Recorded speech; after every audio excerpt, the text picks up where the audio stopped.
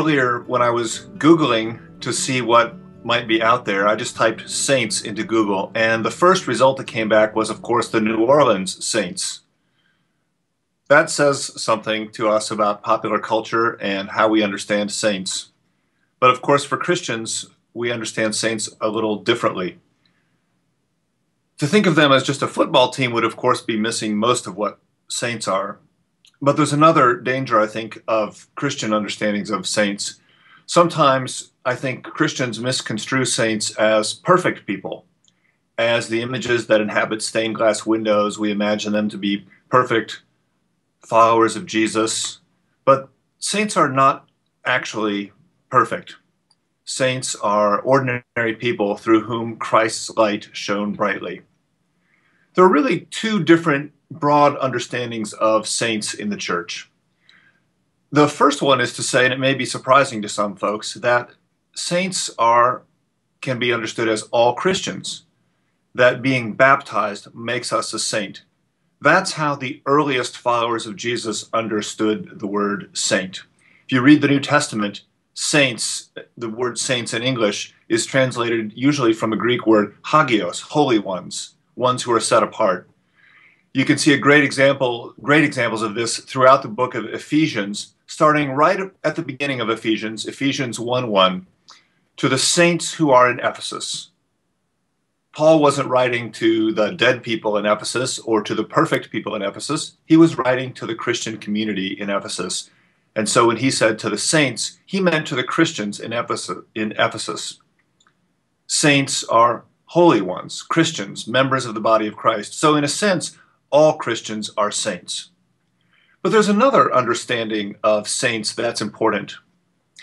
Early in church history, a particular kind of saint became very important in the life of the church. These are saints who are called martyrs. Martyrs is another one of those words that has a deep meaning. It literally means witnesses. Martyrs were people who died witnessing to their faith. The first martyr was Saint Stephen, who was a deacon who was stoned for preaching the gospel. And there were others. The earliest Christians began to venerate, to remember, to pray to those martyrs. And they often would gather at the site of martyrdoms or the place where the martyrs were buried from very early in Christian history to remember these martyrs. As early as the 2nd century, maybe around 100 years after the time of Jesus, a saint named Tertullian wrote that the blood of martyrs is the seed of the church, that the faith of these witnesses could be responsible for the birth and for the flourishing of the church. Over the next few centuries, the church broadened its understanding of the saints that it wanted to commemorate and to remember, from martyrs to include other kinds of saints as well. Saints who had been teachers, saints who had been witnesses for change, saints who had been extraordinary theologians, who had been examples of the gospel living in all kinds of ways. The church tended to remember these saints locally. People in the communities where the saints lived and ministered would remember the saint.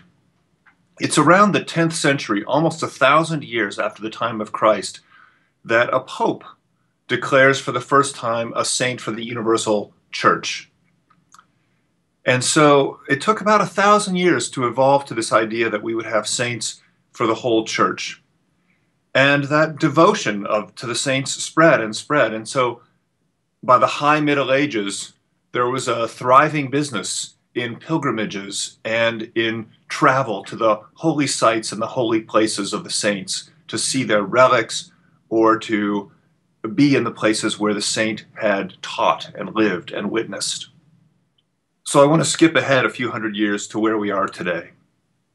As I said, there are two ways we can understand saints. The first is to say that saints are all the baptized, that all Christians are hagios, are holy ones, are made holy by virtue of our baptism. And the second is that some people are specially venerated and remembered by the whole church. There's a range of approaches to this among the many different Christian churches today. Among some Christians, This is a very informal process, perhaps not unlike how the earliest Christians remembered saints. And in the Roman Catholic Church, there's a very formal, strict process for how saints are declared and remembered. In the Episcopal Church and in the Lutheran Church and in some others, we don't so much make saints. We don't understand that to be something the church does. That happens in the font. But we decide as a church who to remember as saints.